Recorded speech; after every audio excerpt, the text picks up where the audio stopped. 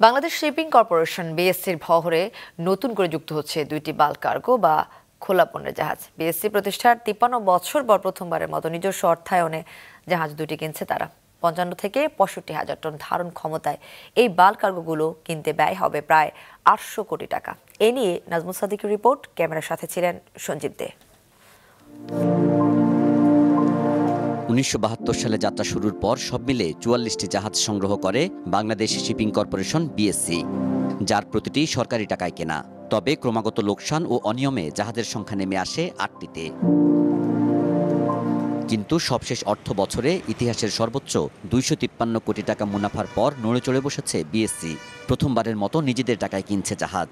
নতুন জাহাজ অর্ডার দিয়ে বানিয়ে আনতে কয়েক বছর সময় লাগে। তবে বিএসসি 6 মাসের মধ্যে জাহাজ দুটি পেতে চায়।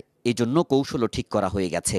ওয়ার্ল্ডের যেসব দেশগুলো জাহাজ তৈরি করে, লাইক চায়না, জাপান এবং কোরিয়া, এবং অফ দ্য শেলফ, এটা আমরা 3 ধরনের অপশনে গিয়েছি।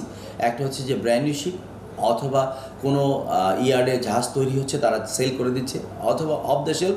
বাট অফ দ্য শেলফের আমরা একটা ফিলসফি ডেভেলপ করেছি, that has to be below 5 years, যাতে আমরা তার একটা বড় সময় আমাদের ফ্লিটের ইউজ করতে পারি। চলমান আছে, অ্যাক্টিভ সার্ভিসে আছে, বাট সেটা বয়স যদি 5 বছর নিচে হয়, দেখা যাবে যে কেনার পরে হয়তো কিছু রেনোভেশনের মাধ্যমে সরাসরি আমরা ব্যবসা সংযুক্ত করতে পারবো। বিএসসির জাহাজ কেনাকে ইতিবাচক বলছে নৌ পরিবহন সংশ্লিষ্টরা। এই জাহাজগুলোকে যদি সংযোজন করে তাহলে কিন্তু বাজারের যে এখন পৃথিবীতে যে বাজার, বাংলাদেশ ছাড়াও আশেপাশের যে দেশগুলো আছে সেখানেও কিন্তু তারা জাহাজগুলোকে কিন্তু অনায়াসে ব্যবহার করে অর্থনৈতিকভাবে কিন্তু একটা ভালো আপনার প্রফিট মার্জিন তারা নিয়ে আসতে পারবে।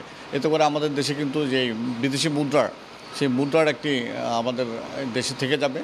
পাশাপাশি আমাদের যে নাবিকদের একটা কর্মক্ষমর একটা যে জায়গা, সেই নতুন জায়গাগুলো কিন্তু তৈরি হবে। বর্তমানে বিএসসির বহরে থাকা জাহাজগুলোর 5টি চলছে আন্তর্জাতিক রুটে। সেগুলোতে শতভাগ দেশি নাবিক থাকলেও চলছে বাইরের চার্টারের মাধ্যমে।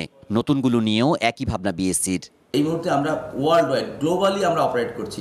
যখন নিজেরা চার্টারিং করছি, দেখা গেছে যে আমাদের রুট খুব লিমিটেড হয়, যেটা আমাদেরকে অনেক সময় লসের দিকে নিয়ে যায়।